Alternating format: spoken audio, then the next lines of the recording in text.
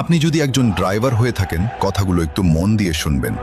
যে মানুষগুলো চাকা ঘুরিয়ে পুরো দেশের অর্থনীতির চাকা সচল রাখে, তাদের বিশ্রাম নেওয়ার জন্য এক চিলতে জায়গাও কি আমাদের নেই? রোদে পুড়ে, বৃষ্টিতে ভিজে আমরা মানুষের সেবায় দিনরাত রাস্তায় কাটাই, অথচ ক্লান্তি যার একটু শান্তিময় জায়গা পাওয়া আমাদের জন্য স্বপ্ন হয়ে দাঁড়িয়েছে।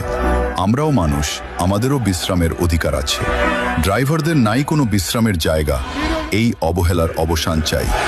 দীর্ঘ সময় গাড়ি চালানোর পর একজন চালকের শারীরিক ও মানসিক প্রশান্তির জন্য বিশ্রাম অত্যন্ত জরুরি। নিরাপদ সড়কের কথা আমরা সবাই বলি, কিন্তু চালকদের পর্যাপ্ত বিশ্রামের ব্যবস্থা নিশ্চিত না করে নিরাপদ সড়ক গড়া কি সম্ভব? অবিলম্বে মহাসড়ক ও গুরুত্বপূর্ণ পয়েন্টগুলোতে ড্রাইভারদের জন্য আধুনিক বিশ্রামাগার স্থাপন করা হোক। রাস্তা আমার ঠিকানা, গাড়ি আমার ঘর। ক্লান্ত হলে ঘুমানোর জায়গাটা আজও বড় পথ। সবাইকে পৌঁছে দেই আপন ঠিকানায়। আমার শুধু ঠাঁই মেলে না এক চিলতে ছায়ায়। ছোট এবং স্পষ্ট, পর্যাপ্ত বিশ্রাম, নিরাপদ সড়ক। ড্রাইভারদের জন্য চাই সরকারি বিশ্রামাগার। বিশ্রামহীন চালক মানেই ঝুঁকিপূর্ণ পথ। ড্রাইভারদের জন্য নিরাপদ বিশ্রামস্থল নিশ্চিত করুন।